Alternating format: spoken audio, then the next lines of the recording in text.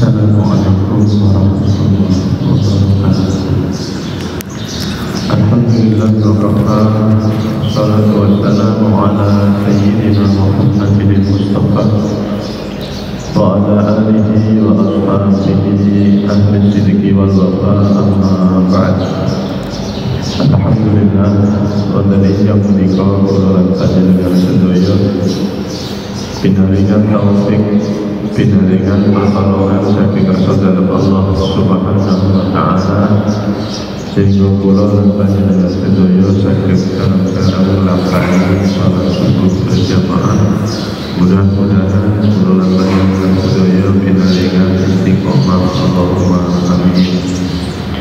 Salawat ugi salam ugi dituju dumateng junjungan kula panjenengan sedaya Hadratul Rasul Muhammad sallallahu alaihi wasallam, biasa ingkang kula lan panjenengan saking syafaatipun, mudah-mudahan kula lan panjenengan sedaya pikantuk syafaatipun Gusti Kanjeng Rasulullah Muhammad sallallahu alaihi wasallam. Allahumma amin. Hadirin hadirat, lajengaken pengaosan kula panjenengan sedaya inggih menika kitab Al-Adab Al-Mufrad karyanipun Al-Imam Al-Bukhari. Di pertemuan Ahad yang lalu kula panjenengan sami-sami ngaos bagaimana Sayyiduna Rasulullah sallallahu alaihi wasallam mendidik para sahabatipun, bagaimana cara mendidik budaknya, bagaimana seorang tuan mendidik budak yang ia miliki. Kalau sekarang bagaimana kula jenengan memperlakukan karyawan-karyawan kula panjenengan sedaya. Dan tentu status karyawan ini bukan budak ya, tidak sama dengan statusnya budak. Kalau budak dimiliki, kalau karyawan dan kula jenengan selaku majikannya sama-sama merdeka, tidak ada budak, tidak ada hubungan perbudakan. Loh, dengan orang yang statusnya budak saja, dengan orang yang statusnya dimiliki saja, Islam sangat mengatur untuk sampai terjadi hal-hal yang melewati batas. Kayak kemarin, kalau budaknya salah, maka menghukumnya jangan melewati batas yang wajar, jangan melewati batas yang sudah digariskan oleh Allah Subhanahu wa taala. Maka kayak kemarin Sayyiduna Abu Mas'ud ketika menghukum budaknya melebihi batas yang ada, maka langsung ditegur oleh Rasulullah. Dan kemudian Sayyiduna Abu Mas'ud pun melakukan hal yang luar biasa, yaitu memerdekakan budaknya. Ya Rasulullah, fahuwa hurrun liwajhillah. Lalu direspon oleh Rasulullah dengan dawuh, amma illam lam taf'al, amma illam lam taf'al lamassatkanna. Bila kamu tidak mau memerdekakan dia, ya kamu akan masuk neraka. Ini menunjukkan ada batas-batas dalam memperlakukan budak ketika dia salah. Di satu sisi kemarin kita juga belajar bagaimana seorang tuan, seorang majikan pun juga harus ikut andil dalam mendidik budaknya. Lek salah menghukumnya jangan overdosis ya. Tapi kalau dia salah juga bukan berarti lantas dibiarkan larut dalam kesalahannya. Seorang majikan, seorang tuan juga harus ikut andil dalam mendidik budaknya. Lek ono salahnya ya kudu dibimbing. Kalau ada salahnya harus diarahkan ke arah yang seperti yang dilakukan oleh Sayyiduna Abdullah bin Umar. ketika budaknya melakukan pelanggaran syariat, lalu kemudian dia menghukum budaknya. Jadi di satu sisi sebagai majikan diperbolehkan menghukum ketika budaknya melakukan pelanggaran. Di satu sisi yang lain, ketika memberi hukuman jangan melewati batas. Inilah agama kula panjenengan sedaya. Selalu berada di tengah, selalu berada dalam posisi terbaik. Apa itu? Yo mendidik. Ketika ada pelanggaran syariat yo milihno, tapi mendidiknya tidak melewati batas yang ada. Itu dua ahad yang lalu kita bicara itu selama 2 minggu, 2 kali pertemuan. Nah sekarang belum jenengan masuk pada babula takun qabbahallahu wajhah. Bab nerangkan belum jenengan dilarang dungano dengan ucapan qabbahallahu wajhah. Muga Gusti Allah ngelekno wajah. Mudah-mudahan wajahmu menjadi jelek, mudah-mudahan wajahmu menjadi jelek. Lan iki boten parah. Donga kaya ngeten boten parah. Mungkin kadang kula jenengan saking segele ambek wong, lalu kemudian luapan emosinya terus dongakno elek, dongakno wabil khusus ini dengan bahasa ini qabbahallahu wajhah. Gusti Allah muga-muga dadekno kamu wong sing elek. Tidak boleh. Bismillahirrahmanirrahim. Haddatsana Hujjaj qala haddatsana Ibnu Uyainah an Ibni Ajlan an Sa'id an Abi Hurairah an Nabi sallallahu alaihi wasallam. Dawi Rasulullah saking Sayyidina Abu Hurairah, la taqulu qabbahallahu wajhah. Kita semua dilarang oleh Rasulullah sallallahu alaihi wasallam mendongakno dengan doa qabbahallahu wajhah.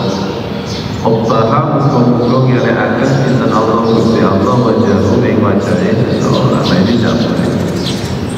Di kula jenengan donga sing hati. Kalau ada orang salah kepada kita, ayo didongakno sing hati. Bagaimana kalau jenengan belajar bareng-bareng titik-titik derek akhlakipun Rasulullah sallallahu alaihi wasallam. Bagaimana Rasulullah ketika Taif itu, lalu kemudian beliau dilempari batu oleh penduduk Taif. Ini di periode Makkah sebelum Rasulullah hijrah ke Madinah. Rasulullah datang ke Taif. Rasulullah berusaha untuk mengajak yang Taif juga, tapi kemudian ajakan itu, kedatangan itu bukan disambut dengan sambutan yang hangat, tapi justru dilempari batu. Sampai-sampai Allah Ta'ala mengutus malaikat itu mendawahkan wahai Muhammad, kalau dengan berkenan penduduk Taif akan kita bumi ratakan. Lo angkatnya gunung itu lalu lebih ke Taif. Saking tidak pantasnya perilaku mereka kepada Sayyidina Rasulullah sallallahu alaihi wasallam. Mendapat fasilitas seperti itu, Rasulullah bukan mengiyakan, bukan lantas usiyo patenono kafe belum ke gunung itu ben Taif rata, telah memperlakukanku dengan begini begitu. Rasulullah juga mengatakan Allahumma hdi qaumi fa innahum la ya'lamun. Gusti kula nyuwun panjenengan paring hidayah. Paring hidayah kepada siapa? Kepada tiang-tiang umat kula sing dereng ngerti. Dan ternyata kemudian memang yang diharapkan oleh Rasulullah itu, sekalipun andaikan wong-wong niku boten saged rami dakwahnya, sekalipun wong-wong itu tidak memiliki semangat dia mengiyakan lalu masuk Islam, yang diharapkan Rasulullah adalah mudah-mudahan keturunannya ada yang dikandung hidayah yang Gusti Allah, dan ternyata betul. Sehingga jelek hari ini bukan berarti jelek selamanya. Kita jangan mendoakan mau elek terus. Karena jelek hari ini bisa jadi besok mendapatkan hidayah. Mungkin saja orang tuanya jelek, tapi kemudian anaknya tidak mesti jelek. Bagaimana Sayyiduna Ikrimah,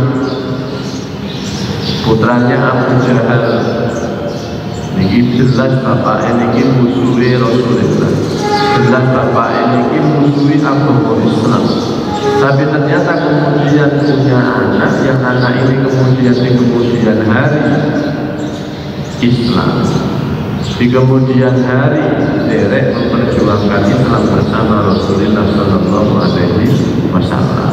Bapak Abu Jahal koyok mulu ketinggi ambil Islam, ternyata di antara anaknya ada yang menjadi pejuang Islam.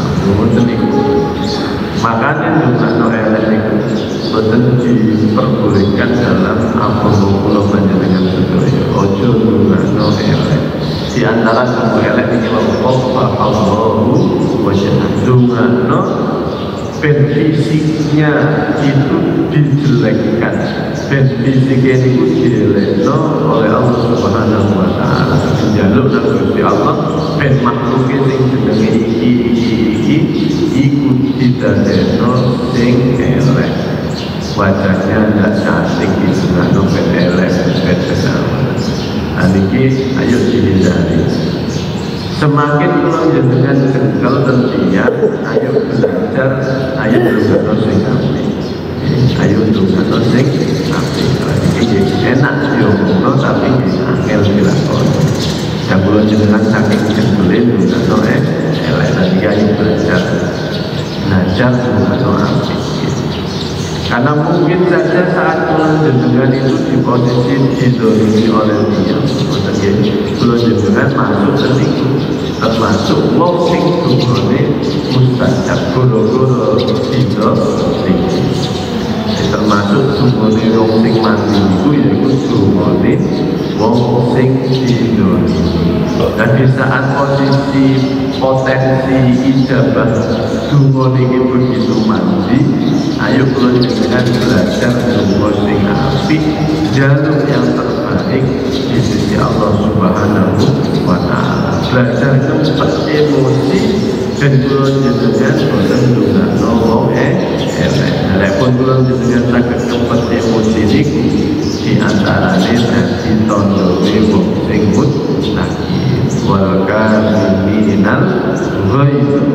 Wong-wong sing iso mencegah emosinya, orang-orang yang bisa memilih amarahnya sehingga luapan emosi dan amarah itu tidak sampai melewati batas, tidak sampai melanggar hal-hal yang telah digariskan oleh Allah Subhanahu Wa Taala, terutama emosi tenang, terutama amarah dengan tenang-tenang dengan sedaya. Dulek wong liya ae gak oleh ditungakno sing kaya ngene, gak oleh ditungakno elek, apalagi orang-orang yang dekat sekali dengan kula panjenengan sedaya. Orang-orang yang harus menjadi prioritas dalam kebaikan kula panjenengan sedaya.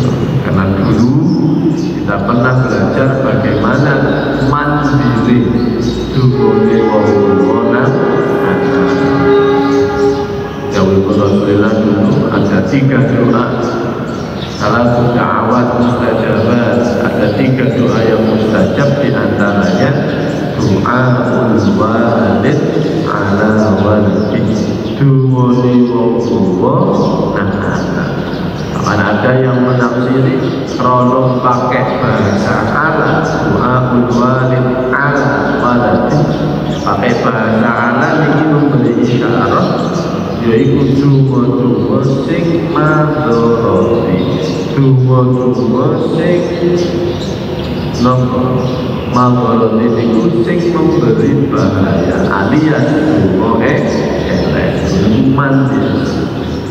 Sekalipun memang ada ulama yang mengakhiri berbeda donga elek, donga api donga anak juga mandi. Tapi setidaknya tafsir pertama yang memberi pandangan gosing mandi, gosing elek itu betul-betul menjadi warning kula panjenengan sedaya sak muring-muring kula panjenengan tenanan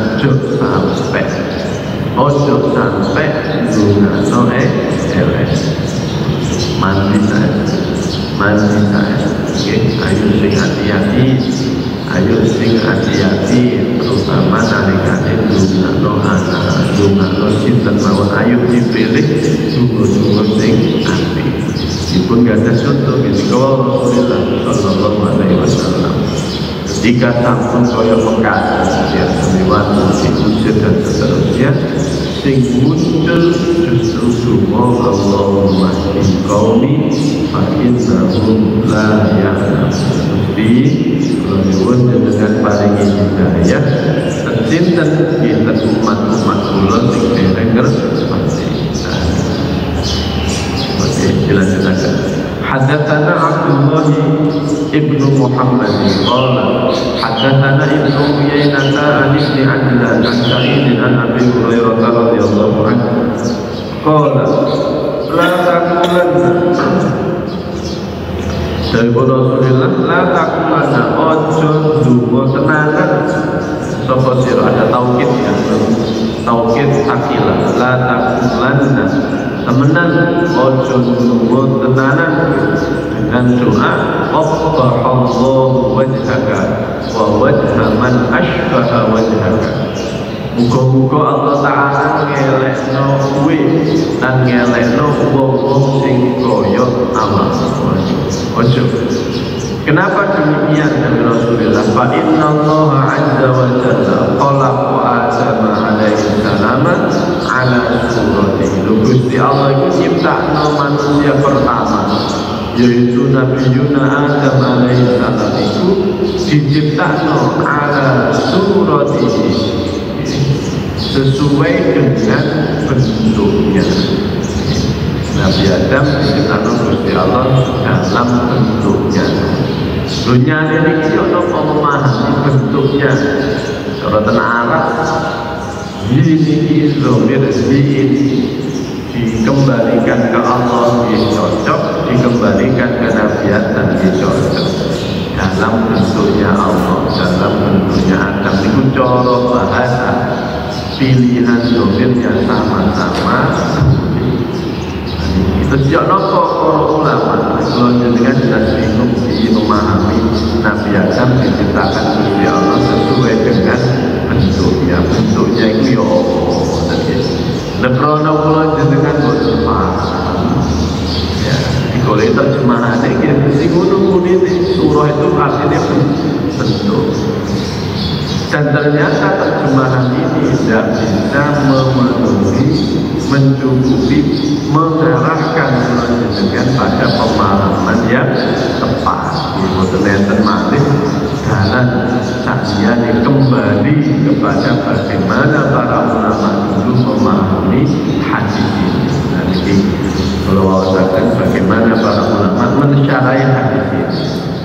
Khalaqa Adam ala suratihi. Redaksi hadis Allah Ta'ala menciptakan Nabi Adam sesuai dengan bentuknya. Ikhtilafal ulama fi bayanin makna. Ulama beda pendapat. Ulama ini kula jenengan pun kados derek sing pundi sing paling kula jenengan mantap. Pundi sing kula jenengan cecek, dan semuanya itu dengan dasar ilmu. Ulama itu boten ngawur, ulama itu boten ngomong sampai air mesti ada dasar. Yang pertama, kami man wakkala ilmahu ilallah wa kaffa lisanahu 'anil kalami bihi. Ini yang pertama. Ulama dawuhaken wis ngene ae, tek hadise ya nyiptakno Nabi Adam ala surati sesuai dengan bentuknya. Wis ini kita percaya lek iku saking Rasulullah dan kula jenengan pun pasrah teng Gusti Allah maknane kaya napa pun dherekaken kula jenengan tidak larut dalam pembahasan seperti ini. Dan ini dikenal dengan istilah tafsir. Dipasrahno Gusti Allah wis wallahu a'lam. Tek hati sing memang ngono. Gusti Allah nyiptakno Nabi Adam sesuai dengan bentuknya. Ya bentuknya wallahu a'lam. Gusti Allah sing luwih ngerti namanya napa wis pasrah. Wis boten nuntut untuk kula jenengan donya memaknainya lalu kula jenengan pasrah nang Allah Subhanahu wa taala. Itu pertama. Ngene iki ya bener. Ngene iki ya ana sanate. Ngene iki ya ana ulama yang memang mendahulukan berpendapat seperti ini. Wa minhum man awwalahu, di antaranya lagi ada ulama yang tidak tafsir, tidak memasrahkan maknanya apa dari Gusti Allah. Ada yang mentakwil.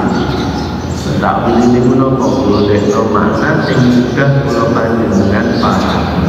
Dan di antara takwilnya ngeten, as-suratu as-sifat.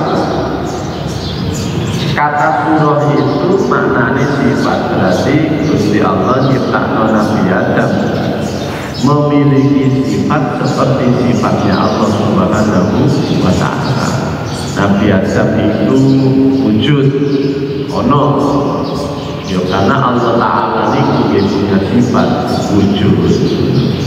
Tapi tentu kalau jenengan duwe ilmu wujude menungso, wujude makhluk ini tentu tidaklah sama dengan wujude Allah Subhanahu wa ta'ala. Podo-podo onone tapi onone iku gak podo.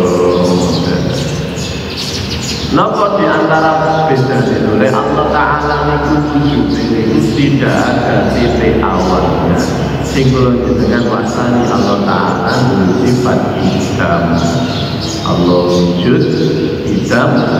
Kalau idam niku artine Gusti Allah tidak memiliki titik awal.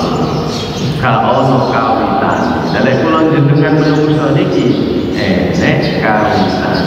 Kula jenengan punya tanggal lahir, kula niku lahir 5 September katakan. Sebelum 5 September di tahun 85 sing jenenge rezeki dulu enek berarti kula niku enek nang dunya iki metu tutuk rahim mak kula niku tanggal 5 September tak dulu enek. Oleh Allah Ta'ala enek tidak ada permulaan kan itu. Kula yo wujud, Allah yo wujud, tapi wujudnya boten sama. Dan memang Gusti Allah tidak boleh sama, tidak boleh disamakan dengan makhluk. Karena Allah Ta'ala bersifat laisa kamitslihi syai'. Tinggal dengan arah itu sifat wajib Gusti Allah dengan sifat mukhalafatun lil hawasi. Jadi Nabi Adam itu diciptakan Gusti Allah mudhiran li sifatihi sebagai bentuk menunjukkan di antara sifat-sifatnya Gusti Allah yang wujud. Terus Nabi Adam itu ya hayat, buat itu urip Gusti Allah itu urip. Tapi uripe Nabi Adam, urip kula jenengan sebagai makhluk tentu tidaklah sama dengan sifat hidupnya Gusti Allah. Di antara bedanya Gusti Allah itu gak ada sifat bako itu artinya kekal. Cara tauhid bako itu la akhirah, tidak ada titik akhir. Kalau kau nak finisi, kalau tak elak kalau dengan nang dunia ini orang tak sing diarani mati. Nah itu berarti betul. Podo-podo uripe tapi gak podo. Wal ilmi menungso yang duwe ilmu. Gusti Allah sehingga ilmu tapi ilmu ne menungso, ilmu ne makhluk tentu tidak sama dengan ilmu ne Gusti Allah. Gusti Allah itu ilmu ne muhit. Mungkin itu artinya wabil terus dari Allah Ta'ala, baik yang dulu maupun yang akan datang, apalagi sekarang. Itu seru kabeh. Nah, kula jenengan ilmu nih boten kaya ngoten. Kudro mampu kula jenengan iso iku iso iki, tapi isone kula jenengan sedaya, kudro kula jenengan sedaya tentu tidak sama dengan kudronya Gusti Allah. Lah kemampuan ini yang kula jenengan gadahi iki, kula jenengan yo urip, kula jenengan yo iso lapo-lapo, kula jenengan yo iso ngomong, iso krungu, iso melihat. Iki ngudu kata para ulama untuk akan sarah iki wae. Aifa Allahu sifatihi lakin ala sabilil amanah la bi tariqil mauhibah. Kula jenengan gadahi sifat-sifat kaya ngoten niku diparingi Gusti Allah niku ala tariqil amanah, ala sabilil amanah, minangkani amanah saking Gusti Allah dan kula jenengan sedaya. La bitoriqil mauhibah, bukan diberi lantas kula jenengan sak penae dhewe. Kula jenengan dikai urip iku minangkani amanah kowe menungso tak kei amanah urip, tapi tak tugasi wa ma khalaqul jinna wal insa illa liya'budun. Di uripku iku dadi amanahmu saka aku ben kowe nglakoni perintahku. Boten kaya kula jenengan diparingi momen Pak iki lho iki tak kei hasil sakarepmu tak keno. Bahapine tajul, bahapine tak gawe maksiat, tak gawe ibadah, apa jari aku maksud wis dikekno nang aku. Lho kula jenengan kali Allah Ta'ala transaksinya itu boten kaya boten. Kula jenengan diparingi urip boten terus kula jenengan sakrame dhewe lho wis urip dikekno aku Gusti Allah sakarep. Kula boten saged. Kula jenengan dikei urip tapi janji yo dihisab. Kula jenengan janji adili kalian Allah Ta'ala. Kula jenengan diparingi ilmu, ilmune boten sakarepe awake dhewe digunakno napa-napa boten, tapi enek realnya, ada panduannya. Sing semua niku lek disimpulno wa ma khalaqul jinna wal insa illa liya'budun. Ayat yastamila hasba mardatillah, hasba mardatillah wa amrihi wa la yakunu bin tasarrufi biha khilafa ma amarallahu bihi. Karena ini amanah, maka tidak boleh digunakan seenaknya sendiri. Kudu manut kali prototip dari Allah Subhanahu wa Ta'ala, manut kali protokol dari Allah Subhanahu wa Ta'ala, manut kalian aturan Gusti Allah. Atas kula jenengan diparingi urip iki menunjukkan kula nyati duduwi kowe urip itu aku iki yo urip kata Allah Ta'ala. Mosok makhluk urip sing ciptakno mati ya kan. Kuwi ana maka pangeran yo ana, mosok ana ciptaan sing ciptakno gak ana. Tapi niku wau ana ya awake dhewe, wujude awake dhewe tentu tidak sama dengan wujudnya pencipta kula sedaya. Terus kemudian konten diajari onone awake dhewe duwe sifat urip, duwe sifat mampu, duwe kemampuan maca, kemampuan melihat, mendengar, berbicara. Iki kudu ala sabilil amanah, dadi amanah kula jenengan sedaya yang akan kula jenengan pertanggungjawabkan ke hadapan Allah Subhanahu wa Ta'ala. Dudu diwehi terus sakarepe dhewe, dudu diwehi terus sakarepe dhewe. Inilah beberapa pandangan insyaallah dilanjutkan pada ahad yang akan datang. Bagaimana pandangan ulama mensyarahi dawuh Rasulullah, fa inna Allah azza wa jalla khalaqa Adama ala suratihi. Tadi yang pertama apa? Istiku Allah Ta'ala yang tahu sifatnya yang dimaksud dalam hadis itu apa. Allah Ta'ala sing pirsa, kula jenengan boten nuntut lek bahas itu, maka dikatakan lipat. Yang kedua ditakwil, gak iso ngono, gak iso dipahami. Harus ada pembahasan pemaknaan yang mudah dipahami. Lalu dijelaskan apa? menungso niku makhluk niku minangkane mudhiron fi sifatillah subhanahu wa ta'ala. Dicintakno Gusti Allah itu nuduhno pilih Allah Ta'ala niku kagungan sifat-sifat sing diantarane diamanahkan kepada makhluk. Gusti Allah Ta'ala hidup, menungso makhluk dibarengi hidup, tapi hidupnya jelas tidak sama dengan hidupnya Allah Subhanahu wa Ta'ala, dan sifatnya amanah yang harus dipertanggungjawabkan. Ini ingkang saged kula aturaken, mudah-mudahan dados ilmu ingkang manfaat barokah. Kula njenengan kesambung niku pinaringan istiqomah kita maksud Allah Ta'ala, mudah-mudahan sedaya mawon pinaringan husnul khotimah, pinaringan husnul khotimah, pinaringan husnul khotimah. Allahumma amin. Kirang langkung ngapunten. Allahumma muwaffiq ila aqwamit thariq. Wassalamualaikum warahmatullahi wabarakatuh.